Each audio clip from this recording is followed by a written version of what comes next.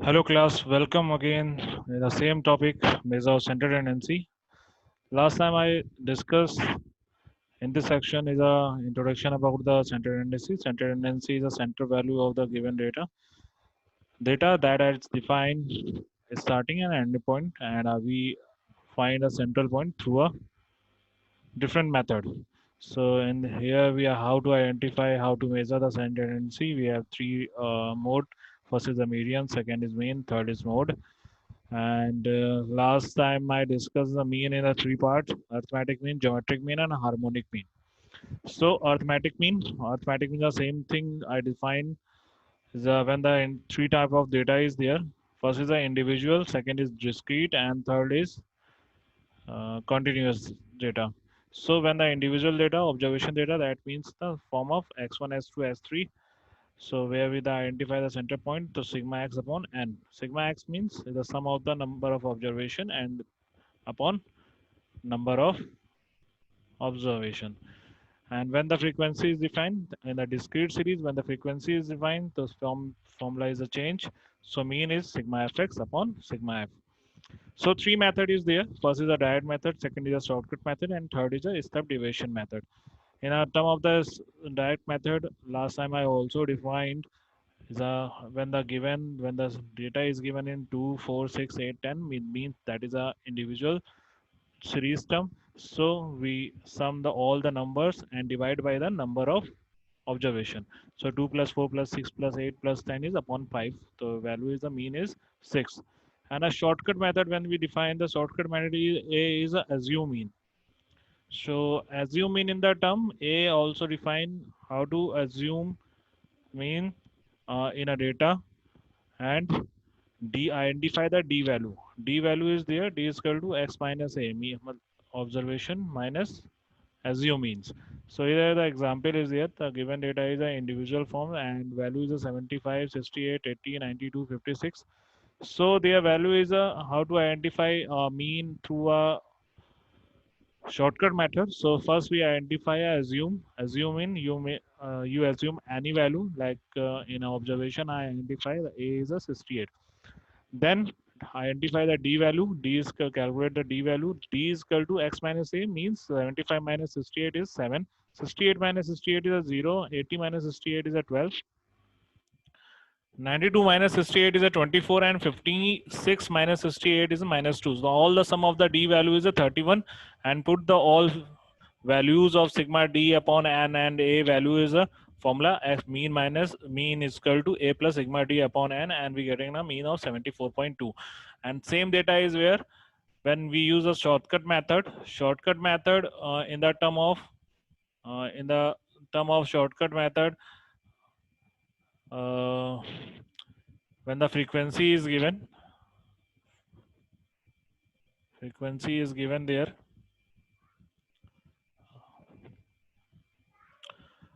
that method is a mean upon sigma fx upon sigma f is there. It also define a last figure, and you also mention is the mean is equal to A plus sigma fd is equal to 62 minus 7 upon 60.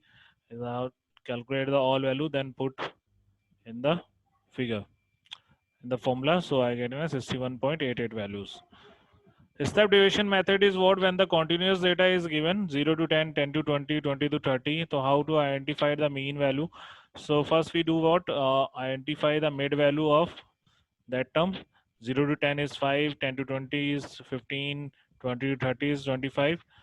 उसके बाद हम d की value निकाल लेते हैं x minus ए upon सी करके. c is the identify the what is the interval between the observation. जैसे यहाँ पे 0 से 10 दे रखा है, तो then c value is 10.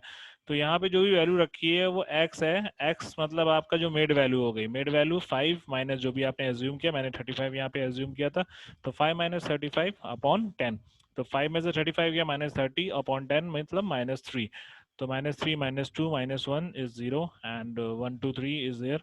So last में हमने क्या किया, एफ का डी से इंटू किया, एफ डी आ गया. तो एफ डी की वैल्यू हमने कैलकुलेट करी, सम निकाला. तो सम की जो वैल्यू है वो आ गई आपकी -20. -20 का आपका जो टर्म है उसके बाद जो वैल्यू आ रही है, मीन की वैल्यू आ रही है, mean is equal to A plus sigma F D upon sigma F होता है, यहाँ पे हमने एन के टर्म में लिया है, N is also define as sigma F into C. तो जो सिग्मा एफ की वैल्यू है वो आपकी 50 निकल रही थी, एंड ए एक्सप्रॉक्स जो हमने एज्यूम किया था 35 माइनस 20 अपॉन 50। माइनस 20 यहाँ पे इसलिए लिखा गया है क्योंकि यहाँ पे जो सिग्मा एफ डी की वैल्यू है वो -20 है, एंड प्लस माइनस माइनस हो जाएगा, तो अपॉन 50 इंटू 10। तो हमने जो सॉल्व किया तो that is the value is 31। तो लास्ट टाइम में ये यहाँ तक डिफाइन हुआ था। उसके बाद एक क्वेश्चन और भी हमने इसमें सॉल्व किया था कि what is the importance of the direct method, shortcut method and step deviation method. क्या डिफरेंस होता है इन तीनों मेथड्स में और क्यों, कब, किसको यूज करना चाहिए, इज द इम्पोर्टेंट फैक्ट। जब हमारा एक सिंपल सा डेटा होता है इंडिविजुअल फॉर्म में, है ना, सिंगल टर्म में होता है, जैसे 2 4 6 10 के टर्म में भी होता है, 20 के टर्म में, 50 से डाउन नीचे जितनी भी वैल्यूज होती हैं अगर वो टर्म में डिफाइन कर रहा है, तो हमें क्या करना चाहिए, सिंपल से अपना डायरेक्ट मेथड यूज कर लेना चाहिए, हमें एक्यूरेट आंसर मिल जाएंगे। बट क्वेश्चन में जब वैल्यूज बहुत ज्यादा बड़ी होती हैं, जैसे इस क्वेश्चन में ऑलरेडी 1630 to 1730 है, तो इस तरह के क्वेश्चन में डायरेक्ट वैल्यूज निकालने पे हमें कैलकुलेशन बहुत ज्यादा हैवी हो जाएगा, बहुत ज्यादा कैलकुलेटेड वैल्यूज निकालनी पड़ेंगी, जिसकी वजह से यहाँ पे हम शॉर्टकट और स्टेप डिविजन ही प्रिफर करते हैं। तो इस तरह के क्वेश्चन में देखिए जहाँ पे आपकी वैल्यूज बहुत ज़्यादा हैं, जहाँ पे वैल्यूज आपकी देखिए मिड वैल्यूज इतनी ज़्यादा निकली, फ्रीक्वेंसी अगर आपकी बहुत कम है, लेकिन फिर भी कैलकुलेशन आपका 28,000 33,000 है, तो इसको कैलकुलेट करने में बहुत टाइम लगता है।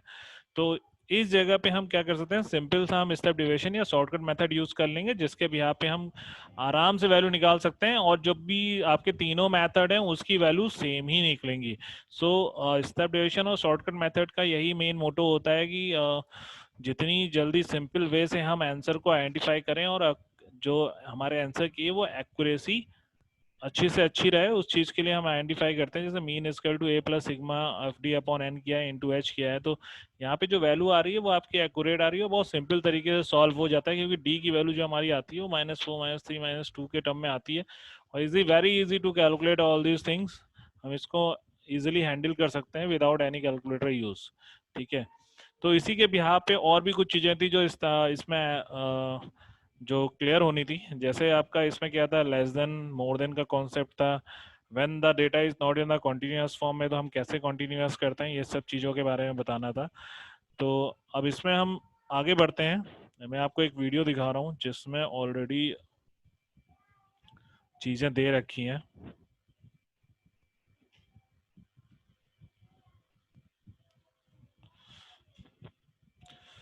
इस वीडियो में हाउ आप चेक कर सकते हैं कैसे हम सॉल्व करते हैं मोर देन लेस देन के क्वेश्चंस को।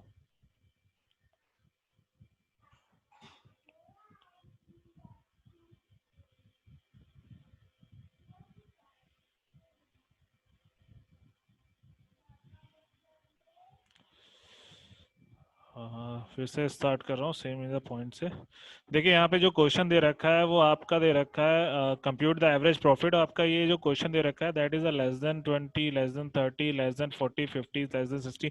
It is not a continuous form. Continuous form में नहीं होने की वजह से देखिए यहाँ पे क्या निकालना है, हमें एवरेज ही निकालना है, but in the form of less than की वैल्यू है। तो दो तरह में हमें होता है कि जब कॉन्टिन्यूअस डेटा में हमें लेस देन दे रखा है, मोर देन दे रखा है, तो हमें कैसे उसको कॉन्टिन्यूअस सम में कन्वर्ट करके देन हम उसको सॉल्व करें। क्योंकि यहाँ पे कोई हमारा इंटरवल टर्म नहीं दे रखा है कितने से कहाँ से स्टार्ट हुआ। अगर लेस देन 20 की बात करें तो लेस देन 20 तो आपका 0 भी हो सकता है, 10 भी हो सकता है, तो इसको आइडेंटिफाई करने में थोड़ा सा इश्यूज आते हैं। तो इसका कैलकुलेशन को कैसे करते हैं हम देख रहे हैं यहाँ पे, क्योंकि हमें मीन निकालना है। तो less than 20, less than 30, less than 40, less than 50, less than 60, less than 70। तो यहाँ पे देखेंगे 20 से 30 का गैप भी 10 है, 30 टू 40, 50 इज 10 का जो गैप चल रहा है वो है।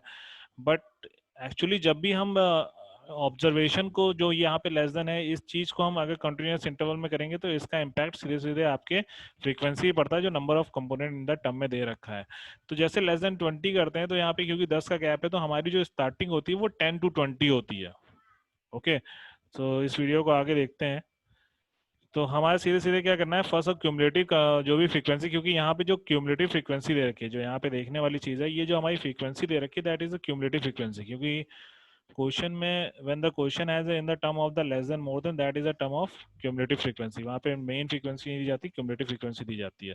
सो क्यूमुलेटिव फ्रीक्वेंसी क्या होती है, इन रनिंग मोड पे जो फ्रीक्वेंसी जिसको ऐड करके हम करते हैं that is a cumulative frequency. इसको आगे हम देखेंगे। तो अभी सीधी बात यहाँ पे हम बढ़ते हैं। तो यहाँ पे प्रॉफिट जो हमारा दे रखा है वो <20 <30 दे रखा है। तो फर्स्ट स्टेप हमारा यही है कि फ्रीक्वेंसी को कन्वर्ट करें, और जो अपनी टेबल को जो <20 या 30 के टर्म में दे रखा है तो उसको हम एक कॉन्टिन्यूस मैनर में शो करें ताकि हमें मिड वैल्यू निकल सके यहाँ पे। ओके, सो हम क्या करते हैं, जैसे <20 कर रहा है तो यहाँ पे मैंने इसको आइडेंटिफाई किया, <20 है, <30 है, तो गैप आपका जो है वो 10-10 का गैप है। ओके, सो हम क्या करते हैं, 10 से स्टार्टिंग करते हैं, 10 टू, और ये मैंने यहाँ पे मेंशन भी किया है, 10 टू 20 वाला है यहाँ पे।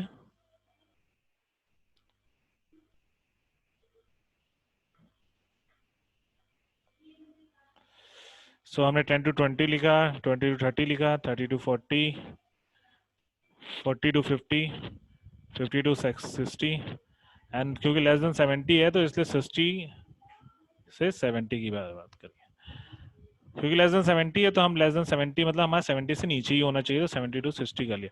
अब फ्रीक्वेंसी को कैसे कन्वर्ट करते हैं, क्योंकि यहाँ पे 20 से लेस देन है, लेकिन हम यहाँ पे देखेंगे जो फ्रीक्वेंसी हमारी वो 5 है, अब उससे ऊपर कोई फ्रीक्वेंसी दे नहीं रखी है, तो वो हम क्या अप्रोक्स मान लेते हैं, वो जीरो ही है। तो इसको हम अप्रोक्स मान लेते हैं जीरो है, क्योंकि हमारे पीछे लास्ट में दे नहीं रखा। तो जीरो से हम जब 5 टू 0 माइनस करेंगे तो हमारा 5 आता है। तो 22 से 5 माइनस करेंगे तो हमारी जो वैल्यू आएगी वो आपकी आएगी 17। तो हम 17 लिख देते हैं। ओके, इसी तरीके से जब हम 48 को 22 से माइनस करेंगे 26 आ गई, 60 को 48 से माइनस करेंगे 12 आएगा, और 83 को 60 से माइनस करेंगे तो आपका 17 आएगा, और सॉरी 23 आएगा, लाइन लास्ट इज 17। तो ये हमारी फ्रीक्वेंसी पूरी हो चुकी है।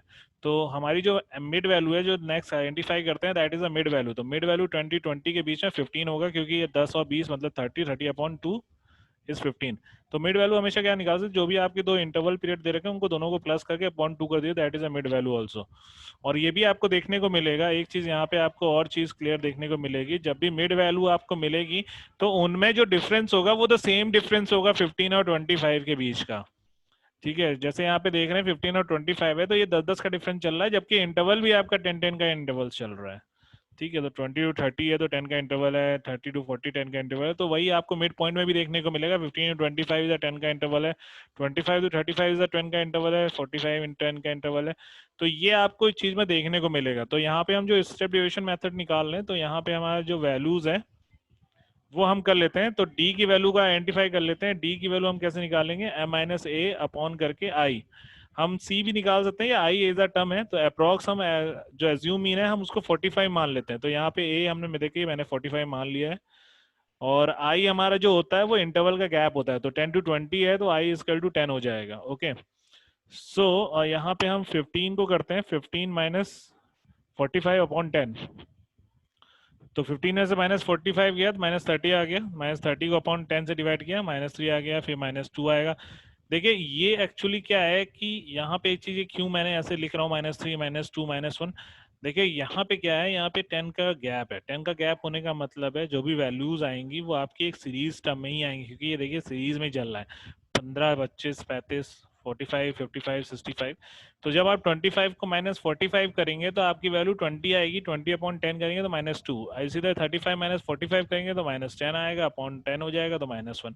तो ये एक सीरीज हमें मिल जाती है हमेशा, -3 -2 -1 0 1 2 के टर्म में हमें सीरीज मिल गई। ठीक है, तो अब हम क्या करते हैं, सीधे एफ डी की वैल्यू निकाल लेते हैं। एफ डी क्या है आपका, एफ है 5, तो यहाँ 5 है 3 -15 हो जाएगा, 72 -34 हो जाएगा, 26 -1 20 -26 हो जाएगा, 12 का 0 से इंटू होगा 0 हो जाएगा, 23 का 1 23 एंड 72 34। तो नाउ इज क्या हम इसका सम निकाल लेते हैं। सिग्मा एफ डी की जो वैल्यू आएगी वो आपकी -18 आ रही है। जब हम सबको वैल्यूज को सम करेंगे तो यहाँ पे आपकी जो वैल्यू आ रही है वो -18 आ रही है, और जो आपकी फ्रीक्वेंसी आ रही है वो sigma F equal to N की जो वैल्यू आ रही है आपकी वो 100 है। यहाँ पे हम सिग्मा एफ को एन भी लिख सकते हैं या सिग्मा एफ भी लिख सकते हैं, दैट इज टर्म ऑफ कि आप किस टर्म में यूज कर रहे हैं। तो सिग्मा एफ, सो नाउ जो मीन का हमारा फॉर्मूला है, नाउ अर्थमेटिक मीन जिसको हम एक्स बार से रिप्रेजेंट करते हैं, A plus sigma F D upon sigma F into I. क्योंकि आई हमने यहाँ पे इंटरवल को माना था इसलिए आई लिख रहे हैं। तो ए जो हमने माना है एज्यूमिंग दैट इज अ 45, तो ए की जो वैल्यू है हम यहाँ पे 45 शो कर दे रहे हैं। Plus sigma F D. Sigma F D की वैल्यू आपकी -18 है, तो -18, और यहाँ पे आपकी जो वैल्यू है वो आपकी हो गई 100 सिग्मा एफ इंटू 10।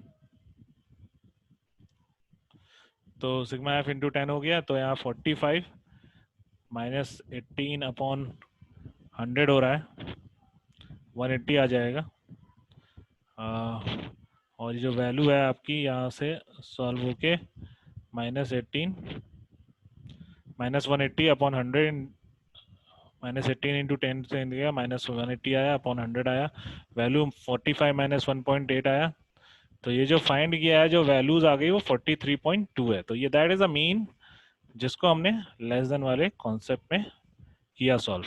तो इट इज़ वेरी क्लियर कि कैसे हमने लेस देन को पहले कॉन्टिन्यूस में किया, क्यूमुलेटिव फ्रीक्वेंसी को हमने मेन फ्रीक्वेंसी में कन्वर्ट किया, मिड वैल्यू निकाली, डी की वैल्यू निकाली, फिर डी की जब वैल्यू निकाल ली तो एफ डी की वैल्यू निकाली। तो ये जो फॉर्मूला हम यहाँ पे यूज करें that is a step deviation method, और जिसके थ्रू हमें देखिए बिल्कुल इजीली वे में हमें बिल्कुल आराम से इसकी वैल्यूज आ गई हैं, और सिग्मा एफ डी की वैल्यूज हमें मिल गई थी। सिग्मा एफ डी के बाद सिग्मा एफ की वैल्यू निकाली, फॉर्मूले में रखा, और एक इजीली तरीके से हमने मीन की वैल्यू आइडेंटिफाई कर ली स्टेप डेविएशन मेथड के थ्रू। सो अगर यही हमारा दूसरा क्वेश्चन होता, अगर हम दूसरे क्वेश्चन की बात करें, जैसे इस क्वेश्चन में हमारा 43.2 वैल्यू आ गई थी। अब दूसरे क्वेश्चन की बात करें तो जैसे यहाँ पे अबव का क्वेश्चन दिया गया है, जैसे अबव का क्वेश्चन मतलब अबव 0, अबव 10, ये यहाँ पे कॉन्सेप्ट है। देखिए अबव 0 का मतलब यहाँ पे हो गया कि मोर देन 0, अबव 0 0 से ज्यादा, अबव 10 10 से ज्यादा, अबव 20 20 से ज्यादा। तो जब भी अबव का कंडीशन होता है, अबव और more than the same concept, तो यहाँ अबव 0 150 दे रखा है, अबव 10 140 दे रखा है, अबव 20 100 दे रखा है। यहाँ पे जो ये फ्रीक्वेंसी दे रखी है is also part of cumulative frequency. तो हम ये देख लेते हैं 0 और 10 के बीच में 10 का गैप है, यहाँ पे दिख रहा होगा 10 से 20 10 का गैप है, 20 से 30 10 का गैप है। तो हमें ये आइडेंटिफाई हो गया कहाँ से हमें स्टार्टिंग पॉइंट करनी है। अबव 0 का मतलब हुआ 0 से कहाँ तक जाएगा, 10 तक जाएगा। तो 0 to 10, 10 to 20, 20 to 30, 30 to 40, 40 to 50, 50 to 60, 60, और लास्ट में जब अबव 70 का आ गया तो 70 से आगे कितना जाएगा, 80। तो हम ये जो सीरीज है वो कहाँ तक लिखते हैं, 70 to 80 तक लिखते हैं। ओके, क्योंकि अब 70 दे रखा है तो 70 to 80 हम डिफाइन कर लेते हैं, यहाँ पे 70 to 80 हो गया। ओके, जब नंबर ऑफ फ्रीक्वेंसी की बात करें, क्योंकि that is a cumulative frequency, तो इसमें क्या होता है, क्यूमुलेटिव फ्रीक्वेंसी आपकी 70 to 80 तक गया था, जो क्यूमुलेटिव फ्रीक्वेंसी है वो भी हमें चेंज करनी पड़ेगी। तो क्योंकि यहाँ पे अबव 0 से 10 तक गया है, तो हमारी जो कैलकुलेशन होगी ऊपर से नीचे माइनस होगी। तो 150 से 140 माइनस होगा, 10 आएगा, 140 से 100 माइनस होगा, 40 आ जाएगा, 140 टू 100 माइनस होगा, क्योंकि 10 टू 20 जा रहा है तो ये आपका 40 आ जाएगा। फिर 100 से 80 माइनस होगा, 20 आ जाएगा, यहाँ पे 20 आएगा, फिर 0 आएगा, 80 टू 80 माइनस हो गया, 0 हो गया। फिर 80 टू 70 माइनस करेंगे, 10 आएगा, 70 टू 30 से माइनस करेंगे, 40 आएगा, 70 टू 30 माइनस करेंगे दैट इज अ 40, फिर 30 टू 14 माइनस का 16 आएगा, और लास्ट हमारा क्योंकि 14 है उसके बाद की वैल्यू हमें पता नहीं है तो हम उसको डायरेक्ट एग्जाम्पल 14 लिखे। मिड पॉइंट अब निकालना, 0 10 से बीच में मिड पॉइंट 15 होता है, 15 5 होता है, 5 15 25 35 45 55 65 75, that is a mid point. हम इसमें एक एवरेज एक एज्यूम मीन मान लेते हैं। तो here we take assume mean is a 35, assume mean मान लेते हैं हम 35। जो भी आपका आई की वैल्यू है दैट इज अ 10 मान लेते हैं। तो 5 माइनस 35 अपॉन 10, तो आपकी वैल्यू हो जाएगी -3, -30 आ जाएगी, अपॉन 10 करेंगे तो -3। इसी तरीके से -2 आ जाएगा, -1 आ जाएगा, 0 आ जाएगा, 1 2 3 and last is 4। Okay, so F और डी की वैल्यू हम कैलकुलेट कर लेते हैं। एफ की डी की वैल्यू इंटू करी तो -30 आ गया, 40 में -2 करा 80 आ गया, 20 में इंटू किया -1 20 आ गया, 0 to 0 है, 10 1 10 हो जाएगा, 40 to 80 हो जाएगा, 16 3 जा आपका 48 हो जाएगा, और 14 4 जा आपका 56। सो सम कर लेते हैं एफ डी की वैल्यू को, तो सिग्मा एफ डी हमें वैल्यू मिल जाएगी। सिग्मा एफ डी की वैल्यू यहाँ पे टोटल हमें जो मिल रही है वो आपकी 64 मिल जाएगी, और सिग्मा एफ की जो वैल्यू है 150 मिल जाएगी। ठीक है, 64 and then sigma F is 154. So mean की डायरेक्ट वैल्यू लेते हैं. नाउ मीन्स का अर्थमेटिक मीन का जो फॉर्मूला होता है A plus sigma F D upon N, sigma F into I. तो उसको कर लेते हैं 35 प्लस 64 अपॉन 150 इंटू 10. अप्रॉक्स हमने 35 माना है तो that is 35 plus 164 upon 150 into 10. तो जब इसको पूरा सॉल्व करेंगे तो हमारी जो वैल्यू मिलेगी हमें 35 जो 64 है 640 हो जाएगा. तो जो भी वैल्यू हमें मिल रही है यहाँ पे हमें वैल्यू मिल जाएगी 39.27 के अराउंड में मिलेगी. इसको सॉल्व कर लेते हैं, देख लें 150 कट गया है तो 15 चक को 60 होता है. 60 हो गया, पॉइंट लगेगा 40 हो जाएगा. 30 और 27 15 30 और 7 39.27. देखिए यहाँ पे आपको वैल्यू मिल गई 39.27. तो इस तरह के क्वेश्चन में देखिए आपको सीधे सिंपल सा एक वैल्यू मिल जाती है. 39.7 इज अ मीन वैल्यू है. एंड इस क्वेश्चन में बस आपको इतना ही याद रखना होगा कि जो हमारा जो क्वेश्चन है हमारा वो किस टर्म में है, अबव के टर्म में है, मोर देन के टर्म में है या लेस देन के टर्म में. क्योंकि अबव और more than is the same concept होते हैं तो हमें इतना नहीं सोचना होता है, बस दो ही कॉन्सेप्ट इज द मेन होता है, लेस देन एंड अबव का. तो लेस देन में हमारी जो कैलकुलेशन होती है वो अलग तरीके से होती है, फ्रीक्वेंसी हम अलग तरह से निकालते हैं, और मोर देन में हम फ्रीक्वेंसी अलग तरीके से निकालते हैं. तो यहाँ पे जो हमने आइडेंटिफाई किया है दैट इज टोटली जो हमने तरीका था जो बताने का हमारा मेन मोटो था कि कैसे हम सॉल्व करते हैं मीन में जब हमारा कॉन्सेप्ट लेस देन और मोर देन का होता है. तो दैट इज क्लियर हो गया. तो इस तरह से वैल्यूज हमारी निकल गई हैं. आई थिंक कि इतना सफिशिएंट है. ओके, नेक्स्ट हम चलते हैं अपने सीधे पीपीटी पे ही सेम.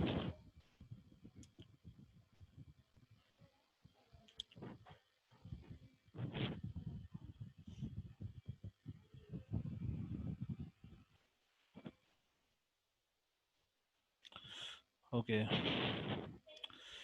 अब कुछ मैथमेटिकल प्रॉपर्टीज हैं अर्थमेटिक मीन की, इसको भी डिफाइन कर लेते हैं. जो अलजेब्रिक सम होता है डेविएशन का observation that is arithmetic mean हमेशा जीरो होता है. अगर कंबाइन अर्थमेटिक मीन की बात करी जाए तो दो अगर नंबर्स दे रखे हैं और दो सीरीज दे रखी हैं उसके डिफरेंट मीन्स दे रखे हैं तो हमारा सिंपल सा कंबाइन मीन निकालना होता है जब दो अलग अलग पॉपुलेशन का मीन दे रखा है या दोनों अलग पॉपुलेशन के नंबर्स दे रखे होते हैं.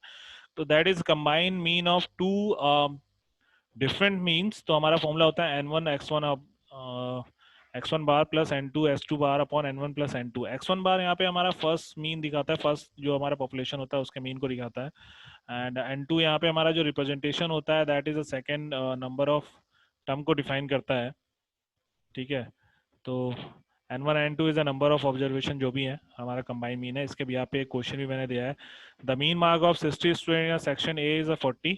तो यहाँ पे जो 60 स्टूडेंट है that is a number of observation और उनके जो मीन मार्क्स मतलब एवरेज मार्क्स है दैट इज अ 40. तो यहाँ पे मीन दिया गया है तो इसलिए यहाँ पे जो मैंने x1 रिप्रेजेंट किया x1 बार इज अ 40 के टर्म में, n1 इज 60. और वही हमें दूसरी बात कही गई है कि mean marks of 40 student in section B is 45. तो सेक्शन बी जो है वो अलग पॉपुलेशन है जहाँ पे नंबर ऑफ स्टूडेंट्स जो दिए गए हैं वो हमें 40 के टर्म में दिए गए हैं और उनका एवरेज जो मार्क्स है वो 45 है. तो n2 is a 40 and number of जो भी आपका मीन दे रखा है दैट इज अ 45. तो identify is a combined mean of the 100 student. तो हम सिंपल सा फॉर्मूला लगाते हैं that is a forms mean they रखा है वो 1 के टर्म में दे रखा है x1 बार और दूसरा दे रखा है आपको x2 बार के टर्म में. तो हमें कंबाइन जो मीन होता है x1 2 बार होगा. डबल बार का साइन लगाते हैं वैसे हम x1 2 या बार लिखा हुआ है. तो फॉर्मूला डायरेक्ट लगाया हमने n1 x1 bar plus n2 x2 bar upon n1 plus n2. तो जो वैल्यूज आपको जब आप सारी वैल्यूज को रख देंगे फॉर्मूले में तो आपको जो वैल्यू मिल रही है that is a 42 marks. That is a combined average mark of 100 students. तो ये यहाँ पे हम कह सकते हैं जो 100 स्टूडेंट्स का जो एवरेज मार्किंग आई है वो कितनी आई है 42 मार्क्स आई है. भले ही उन्होंने दो सेक्शन लिखे हों, जैसे क्लासेस में क्या होता है 2 या 3 सेक्शन होते हैं, 4 सेक्शन होते हैं, 5 सेक्शन होते हैं. तो जब सेक्शन के अकॉर्डिंग निकालते हैं तो एवरेज हमारा ज़्यादा होता है, जब हम कंबाइन करके निकालते हैं तो एवरेज हमेशा डाउन हो जाता है, जिसकी वजह से यहाँ पे भी हमने इस तरह से हम निकाल सकते हैं कंबाइन एवरेज. इसी तरीके से एक और क्वेश्चन मैंने दिया है यहाँ पे इज अ रेनफॉल के टर्म में कि जो एवरेज रेनफॉल है सिटी का मंडे टू सैटरडे वो 0.3 सेंटीमीटर है और due to heavy rainfall on a Sunday the average for the whole week rose to 0.5 centimetre. तो what was rainfall on the Sunday, अगर इस तरह के क्वेश्चन भी आ जाते हैं जब हमें कंबाइन मीन नहीं निकाला जाता है, लेकिन हमें कंबाइन मीन दिया जाता है, बस क्वेश्चन में ये समझना पड़ेगा। इसमें दो सेक्शन है, first two Monday to Saturday है, और लास्ट जो दूसरा सेक्शन है वो संडे का है। तो जो एवरेज रेनफॉल हुई है फर्स्ट सेक्शन में वो हुई है आपके 0.3। देखिए आपके जो पहले जो सेक्शन है उसमें 6 दिन है, मंडे टू सैटरडे, तो N1 की जो वैल्यू हम मान लेते हैं वो 6 डे मान लेते हैं, और जो सेकंड सेक्शन है वो संडे ही ओनली है, तो N2 की वैल्यू जो होगी वो हमारी 1 होगी। अगर मीन की बात करेंगे तो X1 बार जो फर्स्ट जो मंडे से लेकर सैटरडे तक बारिश हुई है, जो रेनफॉल हुई है वो 0.3 हुई है, और जो संडे को जब बारिश हो चुकी है उसके बाद जो होल वीक का है वो दैट इज 0.5, मतलब कंबाइन एवरेज है। तो यहाँ पे कंबाइन एवरेज x1 बार x12 बार इसको 0.5।